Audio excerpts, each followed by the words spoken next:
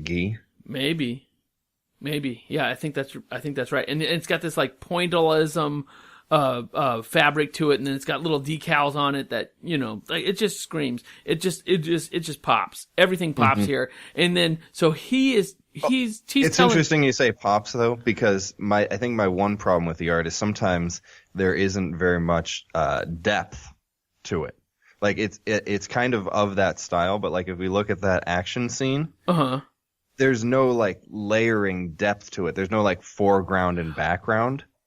Do you know what I mean? I was like just going to comment on that. It has a weird chaoticness to it where there's not a lot of depth to it. Yeah, So it's almost like sometimes stuff doesn't pop and it's almost too chaotic. Yeah, it's almost like everything was laid on top of each other in a garbage pile. Like it's like we just threw all these people on top of each other and they fought it out.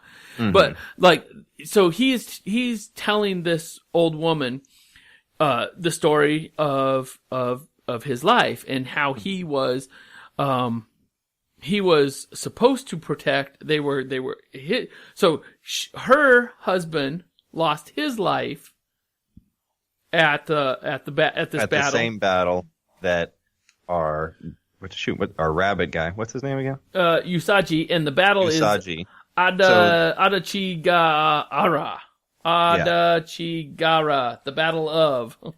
Yeah, so there was a battle at the nearby where they are right now, and he fought it a long time ago, and the old lady's husband fought it a long time ago. And this is also the battle where our samurai became a Ronin and his master was killed. But we find out the reason his master was killed was because in that battle there was a guy who was a deserter and switched to the enemy's side and turned on them. And that was like decisive in them losing. And Usagi, who was a bodyguard of this guy, and he lost his lord. Yeah. So now he's a wandering Ronin. Yeah.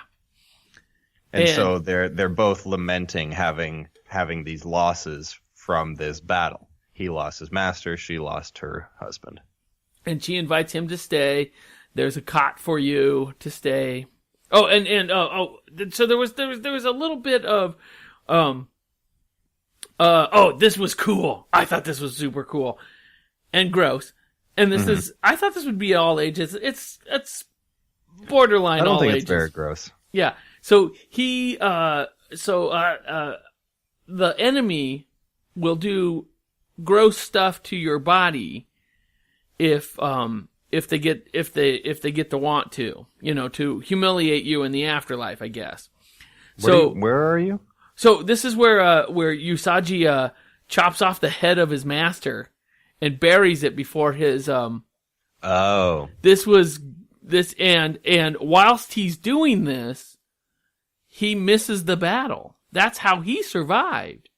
He survived by protecting the afterlife. That is a weird move to chop off your own master's head so that they can't have him. Yeah, so he went and buried his master's head out in the woods. In a secret place. But then he raced back to the battle after doing that, and the battle is already over. Mm-hmm. So, I mean, does he have shame? Is he carrying guilt? No, because I think he's able to be like, this was what I was supposed to do. Like, I think he did in his world, that was the right thing to do. Okay. Like, I don't think there's shame that, like, he didn't die in the battle. I think he was, like, there's almost like it's written out what you're supposed to do in such a situation, and he is just following that. Yeah, he's just, okay. So then we get some more of that great... And also, I mean, like, there's not a lot of reading expression on the characters' faces here. For as much detail as is in the panel, it's not like you're going to see his face and be like, oh, because he's a stoic character too. Yeah, it's not like samurais are well known. Jim Carrey isn't going to play the next samurai. Yeah. So and then we see some of those giant snowflakes I was talking about. That would be kind of funny, actually. And the old woman invites him to stay the night. She gives him a cot. And he gets and he makes a quick joke about, aren't you afraid of the goblin that lives in in these woods. Yeah, watch out. And she brushes that off as ha ha ha, like that would never bother me. But that's not the case. Because this goblin or an unknown faceless creature. Wait. Yeah, so she says they're not afraid. They go to sleep. Goblin comes, of course. Right. They're not just going to mention it. It's not going to come around. So Usagi deals him up. The guy knocks down the door. There's a little bit of a tiff, a battle. Yeah. It's a pretty good looking action scene. Oh, this is a great action scene, and where he knocks him out the door. Even actually, of the whole issue, I thought this was one of the better done action scenes. Just because I could follow it well. Like some of the other ones I couldn't follow as well. Oh, really? I thought all of the action scenes, like each panel, really gave you that like blow by blow. Well, we'll get into those other action scenes. But this one was a good one. Okay, yeah, this is a great action scene. So, I don't want to say he makes quick work out of it. As he kills the goblin, old lady jumps out of the house, yelling, "Husband!" Her husband got turned into a goblin for being a deserter, and that was his punishment. Yeah, his name was Bukatodo, the traitor. What a bad move. And never betray your master. And the woman is she's so sad, and so he's killed he's a traitor, and the story is that he goes back to collect the riches, but there ain't no riches to be had, and he's cursed to become this goblin. He's cursed to become this goblin. He's double-crossed. That's a reasonable punishment, I think. And this is where it gets kind of like she's like, well, go ahead and kill me as well. Yeah, I got nothing to live for now. I've got nothing. I got this. How do they even survive? It's just like a cabin in the mountain. Yeah. And it's snowing out. And he says, no, you should call your priest. Call your local priest. And give your husband a proper burial. And then we see Usagi like walking away in this. Trudge off into the sunset. Into the snow set. Snow set. And then there's a nice little stamp on the end. I love those little stamps.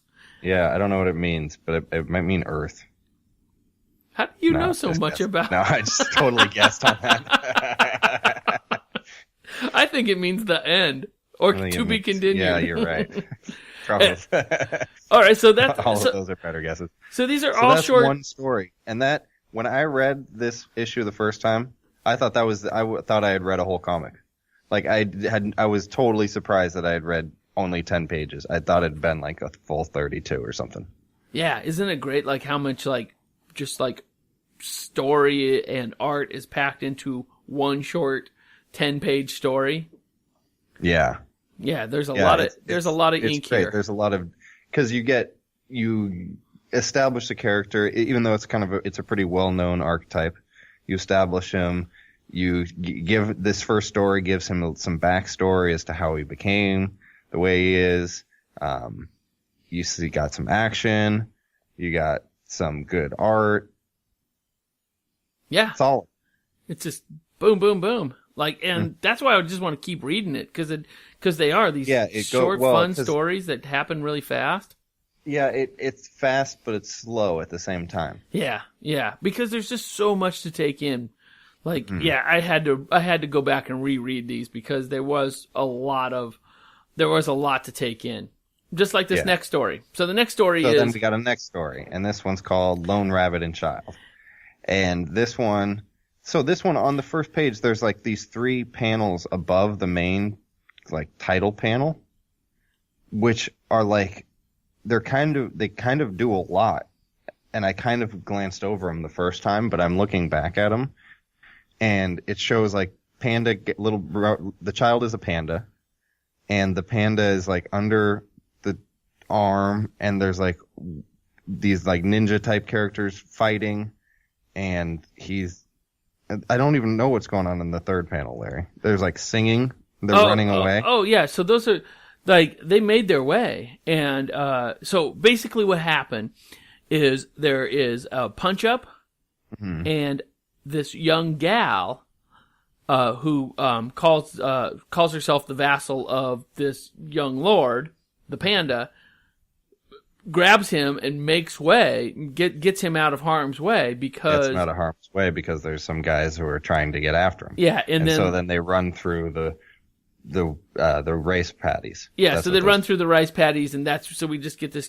So we get that super quick snap backstory, and you can piece it together from those 3 panels. And then the look of there's so much going on. Like each of those panels could be a full double-page splash page. Yeah, and then the look when the little. Would you like it to be though? Like it's almost no. Like I think that if Stan had done it that way, I think that he would lose speed going further. You know, speed is so important. You know, because you would bog down here. You bog down there. Yeah, because it's not really necessary. Like we're able to get it just from the pictures. Oh, but it is a lot of stuff. And when we do meet this vassal, she repeats that story. Yeah, she does. She repeats what you've already seen. The third panel is a little weak too. Yeah, the third panel is a little weak. They're just like, you know, it's a getaway. Basically, it's a getaway, and the look of worry and fear on the little panda's face when he looks over his shoulder, lone rabbit and child. It's just so. Basically, this story is the rabbits or the lady is trying to protect the Lord. What's his name? His name is It's a good name. Noriyuki. That's the same name as the guy from Karate Kid. Noriyuki. Lord of the Gishu clan.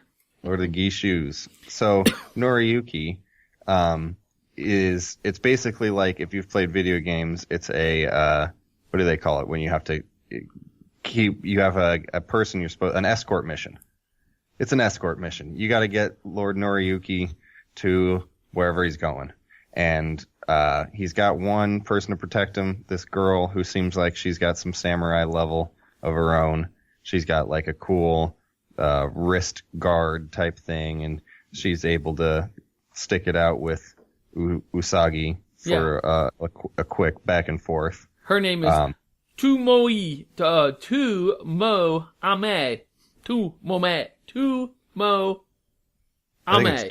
think it's Tomo Ame. Tomo Ame. You're so much better at this than I am. I don't know. I just Tomo maybe have more Ame. confidence.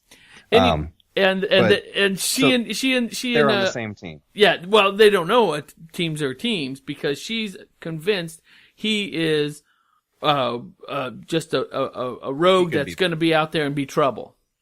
Yeah, but he's easily able to prove himself when right out the front door are like a band of foxes and rhino or goat or whatever. Oh, these rhinos and goats and they're all right. They're not like they're not ninjas.